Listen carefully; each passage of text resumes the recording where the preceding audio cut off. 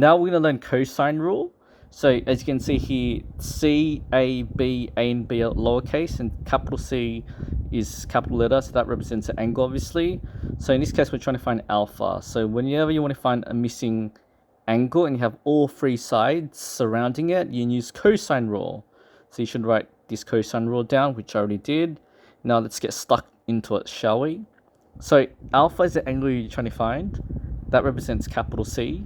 So opposite of capital C is lowercase c, because c's are the same. So if we're trying to find alpha, then that's a capital C. Opposite this angle is 10. Do you see, guys? Opposite. Get it? So 10 would be C. And for A, it can be 8 or 9. It doesn't matter. If 8 is A, then we take B as 9. So look, we're going to rock and roll now. So lowercase c would be 10. You put in brackets. A would be 8.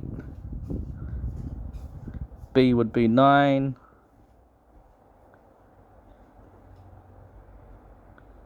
Eight, 9 cos C. I'm not going to have room, but cos C. So now we're trying to find cos C. Before we do that, I'm just going to go to a new page. So I'm going to simplify it. So 100 equals to 64 plus 81.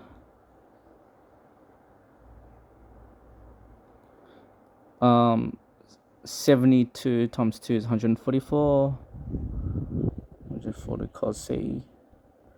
So 100 equals to 145 minus 144 cos C. Bring 144 to the other side. So 100 minus 144 should be minus 45. Equals to minus 144 cos C. So cos C. Since you want to find cos C, you want to make cos C the subject. So you divide both sides by minus 144. So negative 45 divided by negative 144. The negative cancels out. So therefore you have cos C equals to 45 over 144. Now you can find C. Instead of dividing by cos, you inverse cos. So capital C would equal to inverse cos 45 over 144. So in your calculator, if you haven't done this yet, if you shift cos, so above cos should be inverse cos. So if you shift cos and you put open bracket that, you should get an angle and you should round it off to your nearest degrees and minutes. I'll give you an example here. I don't have a calculator, but let's say you inverse cos 45, 144, and let's say the calculator spits out 63 degrees, 32 minutes, and 33 seconds. So this is not the answer, but let's say that shows on your calculator.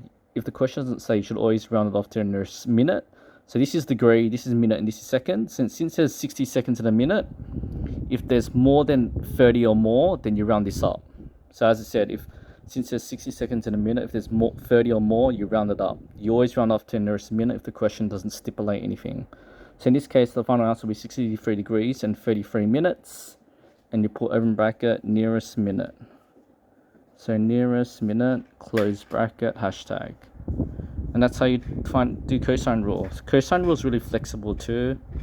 So in this case, we're trying to find the angle, but in some cases, they give you the angle and you want to find the missing side. You still want to use the same formula, but you're trying to find the missing sides. In that case, you're trying to find lowercase c. So this is cosine rule. I didn't write it down, but you should. Every time you do these questions, always write down the formula down.